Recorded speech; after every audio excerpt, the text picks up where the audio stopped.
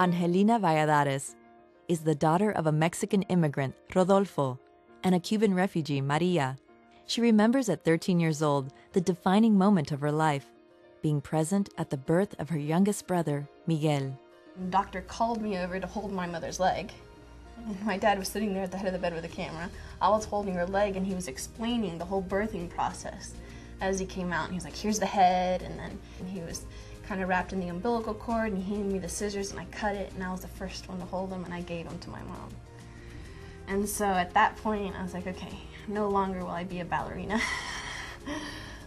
I think right then and there is when she made up her mind that she wanted to go into medicine, and part of that had to do with pediatrics because she really loved children. I met with a friend who was also an advisor at the University of Florida, and he said, you have to take these classes to get into medical school, and you have to do well in them. I was like, okay.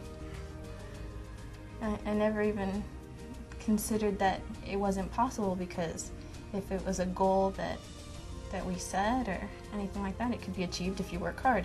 I saw the sacrifice my parents did. I mean, they didn't speak English, and they came for the freedom. Higher education is a privilege.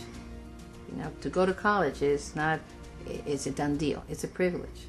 And one of the things that our children understand is that we can't afford to send them. They have to find their ways. My mom was like, as much college as you can get now, do it. And so I ended up being full-time at college my junior and senior year at high school.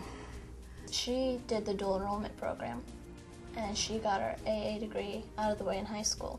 And so seeing that example that she was able to set, I was able to achieve that as well. The two things I think that I faced, one was financial, and the other was just diligence, I think. It's very easy to get frustrated. It's very easy to be completely burned out working that hard for a difficult goal. And I would come home exhausted. I'd come home crying. I remember my mom always saying, she's like, okay, don't look at being a doctor. What do you have to do today?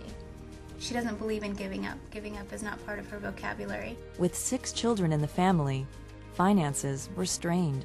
I was right between college and med school when my father was diagnosed with colon cancer, and that put him out of commission, and it changed a lot of things just for our family, because at that time I'm sure I was thinking, and I'm sure other people, other kids in the family were thinking, you know, what are we going to do? How can we help, you know, provide for the family? And, you know, what if Dad doesn't get better? My wife didn't know what the outcome was going to be, or my children didn't know what the outcome were going to be. And so you start thinking about the future. In other words, what do we do if Daddy's not around? And so I think a lot of that attention took it away from what they were pursuing at the time. And so that was kind of a bump in the road. And the one thing I could think of at the time was to work really hard or work faster so I could finish and then turn around and help. Or to learn as much about medicine so that I could help him in some way in that situation, because you're so helpless when you're that sick. He's a savior we have prayed for, in our humble hearts he will. It showed me that even in hard times you can still succeed. You know, and there goes her, she didn't give up. Or it would have been easy for her to be like, I can't do this anymore, or have an excuse as to why she should stop. But to overcoming, and then it's taught me to overcome any obstacle in my life.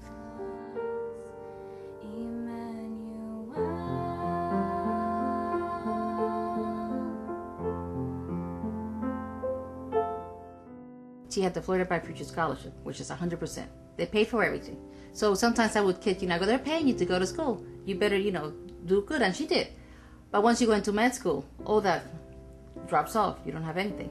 So those are the ones that you have to go to private scholarships or something like the Hispanic Scholarship.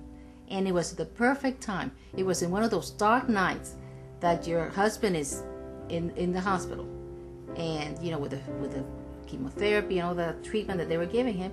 When Dad was sick, I remember thinking all those things that I'd never thought before. As a kid, I always thought Dad'll be there, Dad'll take care of everything, but that changes things. And so when Mom talked about scholarships or looking for financial aid, that became a little more crucial.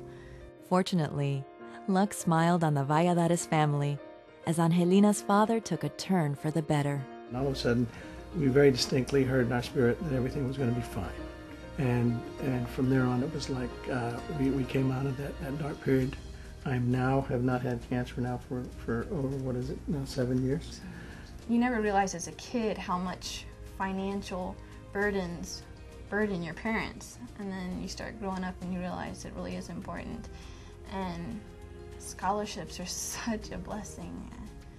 They help a lot. And the Hispanic Scholarship Fund, I remember when I got that we went down to Miami kind of like as a family to receive that award, and my grandmother came and she was so honored and so blessed. Angelina Valladares is now a pediatric endocrinologist researching the prevention of diabetes and glycogen storage disease.